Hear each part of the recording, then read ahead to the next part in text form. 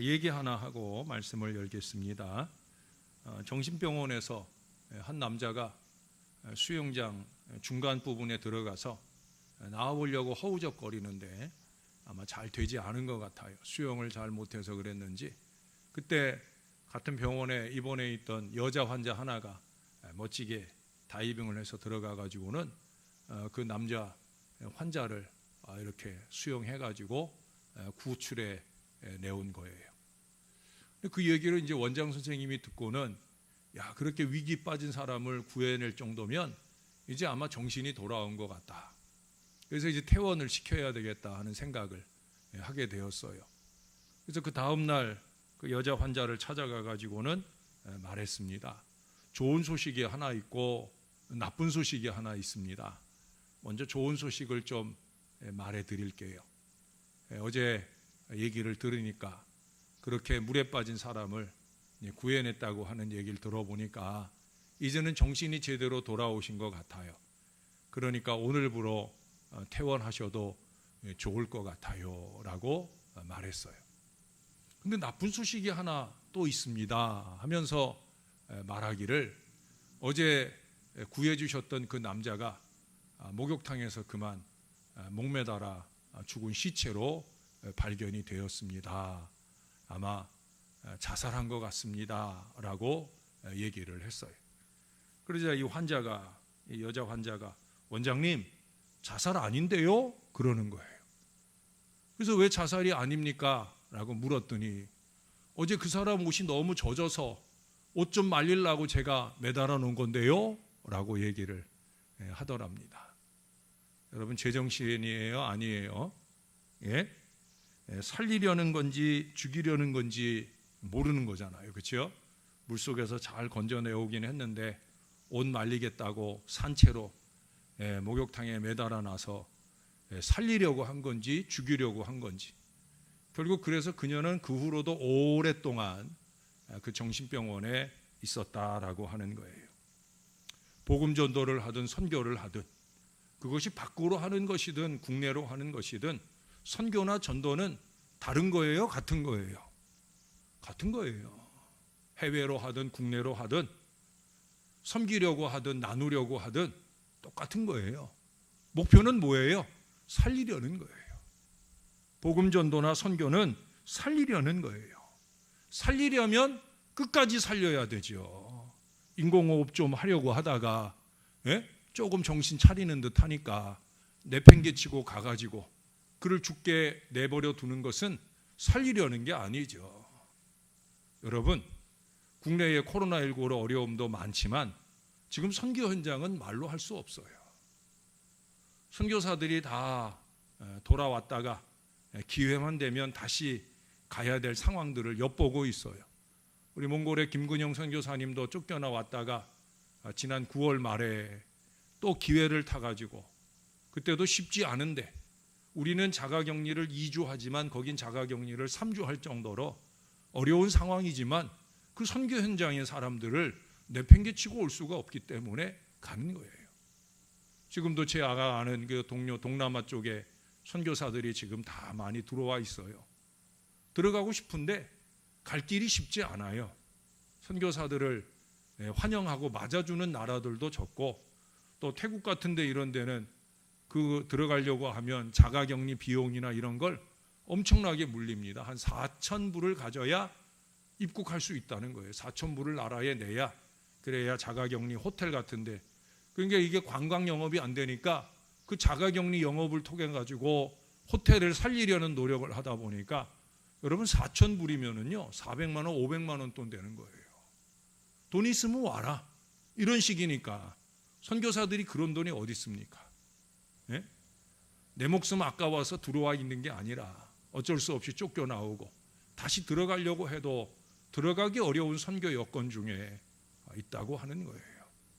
살리자고 하는 일이면 끝까지 살려야 되는 거죠. 국내에 죽어가는 영혼도 살려야 되는 일이고 해외에 죽어가는 영혼, 우리 선교사들이 평생을 바쳐서 살리려고 했던 영혼들을 살리는 일에 우리가 절대 외면해서는 안 되는 일이라는 거예요. 세상에는 시작과 끝이 있습니다. 이 진리를 보여주는 것이 바로 농사죠. 파종할 때가 있고요, 자랄 때가 있으며 마침내 추수할 때가 있습니다. 마찬가지로 이 세상도 마지막 추수의 때를 반드시 맞이하게 될 거예요. 여러분, 이 세상 마지막 추수의 때, 그때 오늘 본문에 보니까 세 가지 소리가 있을 것이라 말씀하고 있어요. 지금은 어느 때라고 생각하세요? 지금도 바로 그 추수의 때예요. 어느 때 주님이 오실지 모르는 이 시기에 우리가 놓치지 말아야 할 세 가지 소리, 그 세 가지 소리에 귀 기울일 수 있어야 돼요. 첫 번째 소리는 바로 우리들의 외쳐야 할 소리입니다.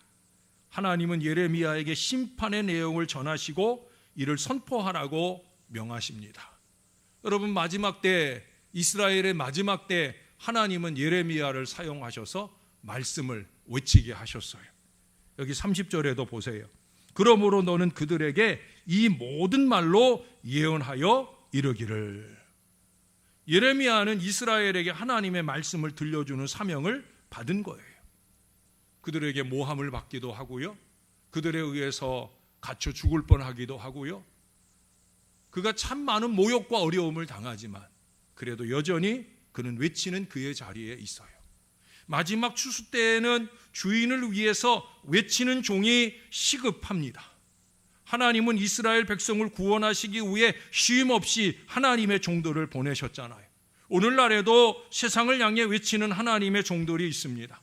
다가오는 심판을 준비하고 하나님께 나아오라고 호소하는 진실한 그리스도인들이 있습니다. 성도는 세례 요한처럼 주님을 소개하며 영원한 생명을 위해 회개하라고 외칠 수 있어야 합니다. 길거리에서 직접 외치지 않더라도 소금과 빛의 사명을 감당함으로써 세상을 변화시키고 누룩처럼 곳곳에 침투해 하나님 나라를 건설할 수 있어야 된다는 거예요. 예레미야처럼 성도는 세상을 향해 생명력 있는 복음의 소리를 내야 합니다. 한결같이 꾸준히 내야 되는 거예요. 지금 우리가 딴소리하고 있을 때가 아니라는 거죠. 예수님 복음에 유익하고 교회 부흥에 유익한 소리, 복음의 소리를 내야 된다는 거예요. 우리가 이 주님의 제단 안에서 내야 할 소리, 우리가 이 주님의 제단 밖에서 내야 할 소리는 세상 사람들과 똑같은 소리를 내면 안 된다는 거죠. 우리는 복음의 소리, 구원의 소리를 낼 수 있어야 된다는 거예요. 그래서 하나님은 저를 통해 자꾸 이런 표어들을 주시는 거예요. 올해는 액츠 29, 사도행전의 다음 장은 내가 씁니다, 우리가 씁니다. 내년에는 액츠 29를 여전히 붙여두게 하시고 복음의 소망에서 흔들리지 않는 복음의 일꾼이 되자 하는 골로새서 1장 23절에 말씀을 주셨어요.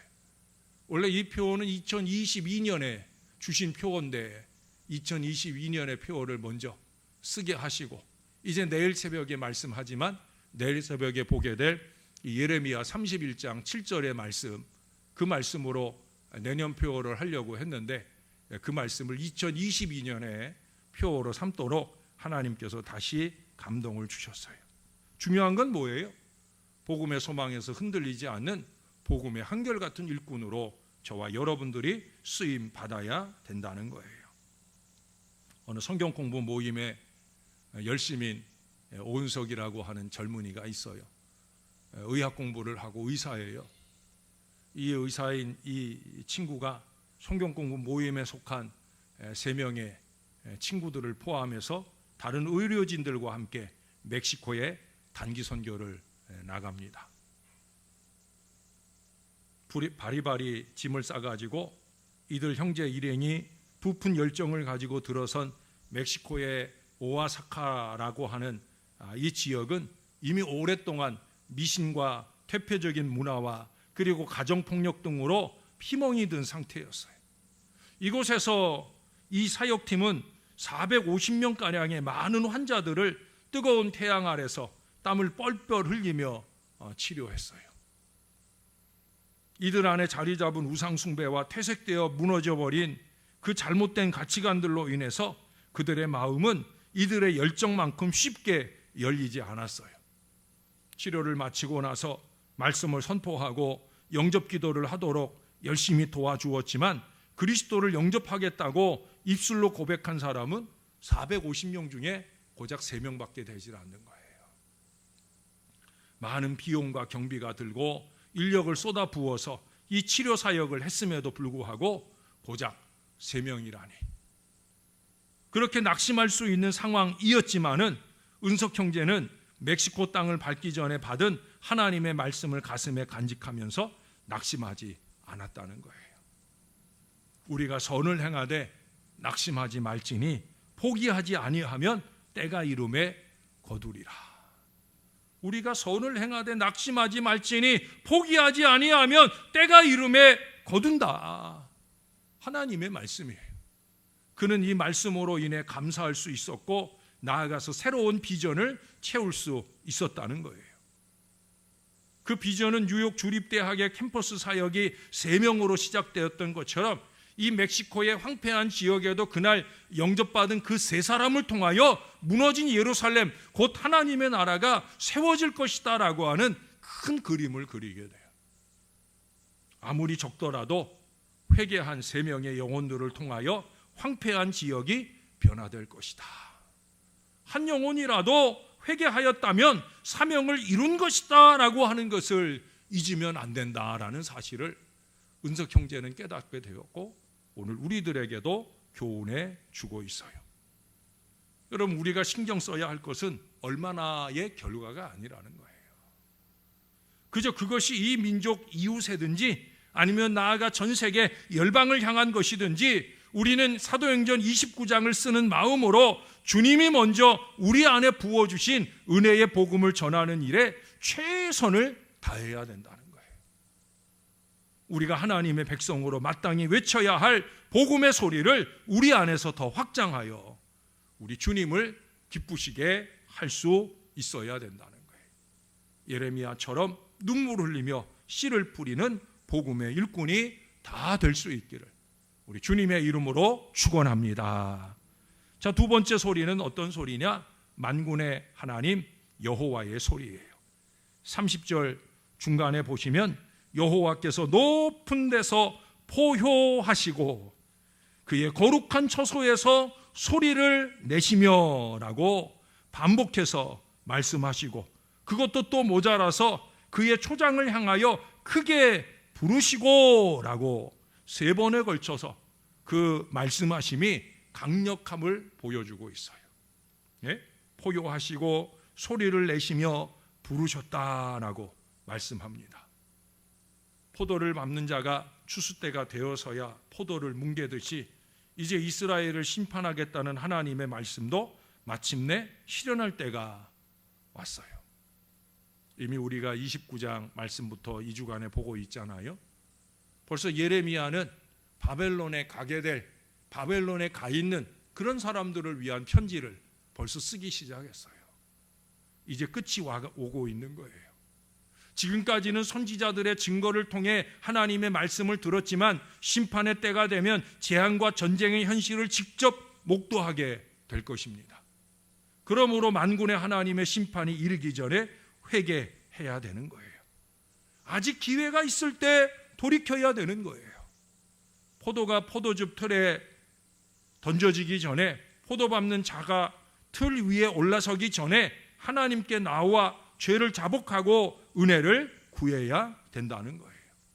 하나님은 심판의 말씀일지라도 끊임없이 이스라엘에게 말씀하셔요. 어쩌면 우리 중 많은 사람들처럼 이스라엘 사람도 그랬을 거예요. 듣기 싫다고, 그런 말 듣기 싫다고, 뭐 맨날 회개하라고 하느냐고 듣기 싫을 거예요.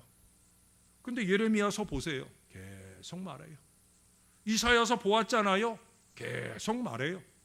에스겔서 보잖아요. 계속 말해요. 12선지서를 볼 거예요. 계속 말해요. 뭘 말해요? 회개하라고.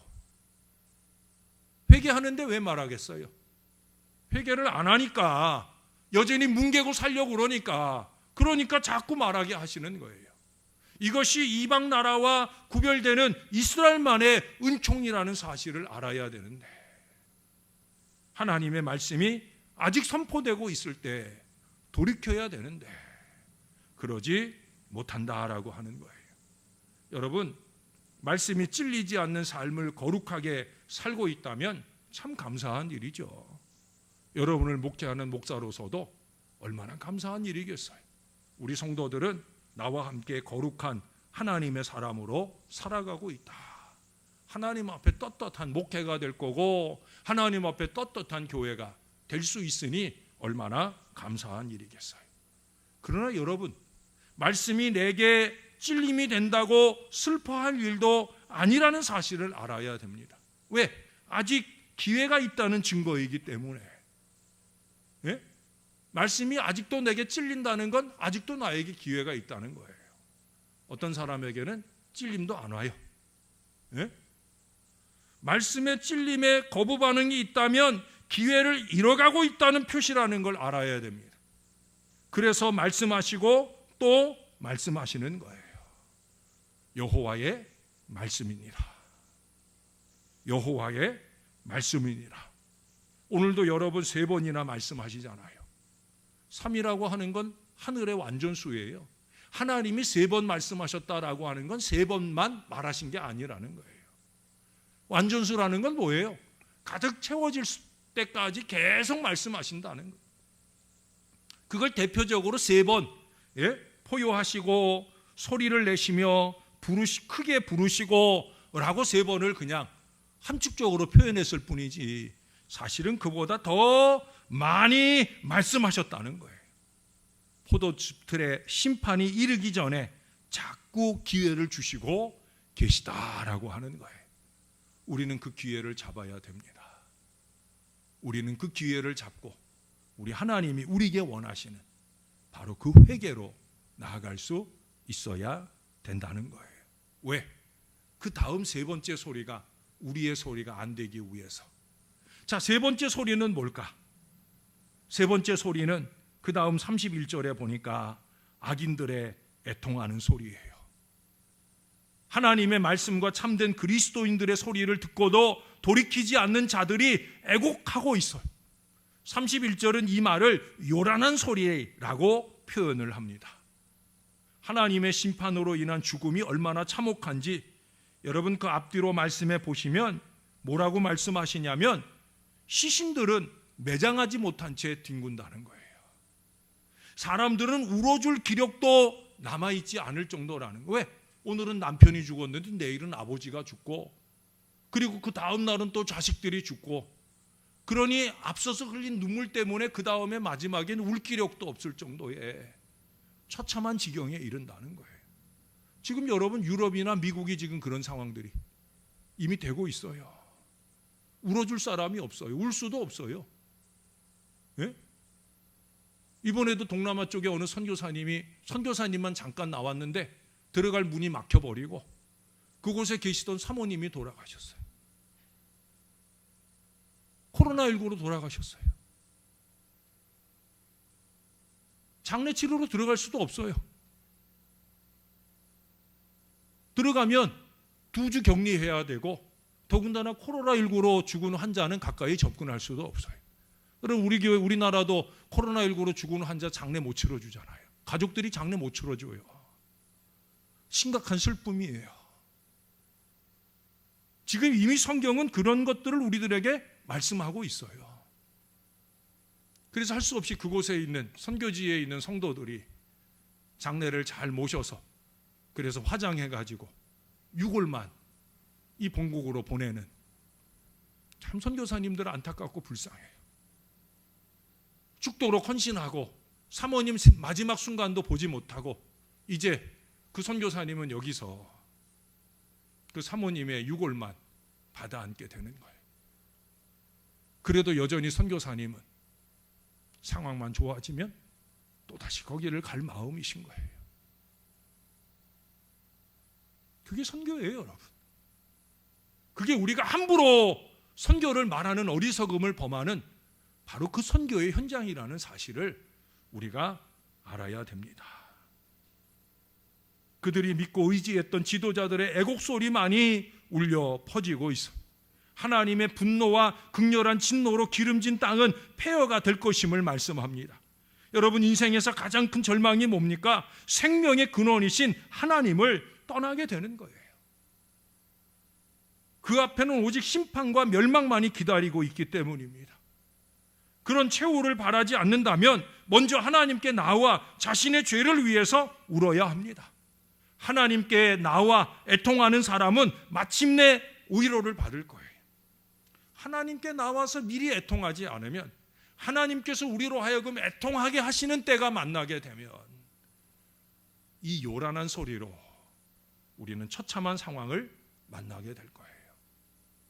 예레미야 25장의 이 본문을 한번 설교했는데 굳이 오늘 하나님이 부족한 종을 통해 다시 이 말씀을 하게 하시는 이유가 뭘까? 여러분 겁주자고 하는 얘기가 아니잖아요. 하나님이 심판을 통해 울게 하시기 전에 우리 하나님의 말씀을 통해 우리가 먼저 회개의 눈물을 좀 쏟아보자는 거예요. 먼저 울어야 되는 겁니다. 왜? 스스로 울어야 위로를 받는 거예요. 애통하는 자가 복이 있나니 저희가 위로를 받을 것이다. 주님이 말씀하셨잖아요. 우리가 먼저 애통해야 되는 거예요. 말씀 앞에서 가슴을 치며 하나님이 내게 하시는 소리가 아니라 심판이나 괴로움으로 쏟아내는 소리가 아니라 우리 스스로 내는 소리가 더 많아야 된다는 거예요. 그것이 회개의 소리거나 용서받은 감격과 기쁨의 찬송이거나 세상을 향해 외치는 복음의 소리가 우리 안에서 더욱더 넘쳐야 된다는 거예요. 여러분, 한 해가 저물어 갑니다. 온갖 소리가 난무하고 있잖아요. 저런 거짓 소리는 안 들었으면 좋겠는데 어제 또 거짓 뉴스가 막 돌아다녔다잖아요. 예? 벌써 800명이 나왔다 이런 소리. 참 나쁜 사람들이에요. 안 그래도 두렵고 떨리는데 왜 그런 쓸데없는 거짓말들 만들어서 더욱더 세상을 요란스럽게 하는 것인지. 예? 정말 제 옆에 있으면 한 대 쥐어받고 싶을 정도로 나쁜 사람들이에요. 사랑하는 여러분, 온갖 소리가 난무하는 이 시대에 우리는 우리의 소리를 찾아야 돼요. 오늘 본문이 말씀하는 세 가지 소리도 중요하지만은요, 그보다 더 중요한 우리의 소리를 회복해야 되는 거예요. 우리에게 필요한 소리가 뭡니까? 회개하는 기도 소리가 필요합니다. 찬송하는 기쁨의 소리가 필요합니다. 전도하는 복음의 외침이 아름다운 소리가 필요합니다. 저와 여러분들을 통해 이 세 가지 소리가 오늘 본문에 말씀하시는 이 소리보다 먼저 우리에게서 퍼져나가며 그 소리가 하나님이 우리를 기뻐하시는 영광 받으신 아름다운 찬송의 소리로 마무리되는 역사가 아름답게 나타나게 되기를 소원합니다. 사랑하는 여러분, 있어야 할 이 소리를 견고한 믿음으로 지켜내는 하나님의 좌우에 계시는 여러분들 되시기를 우리의 구주 되시는 예수님의 이름으로 간절히 축원합니다.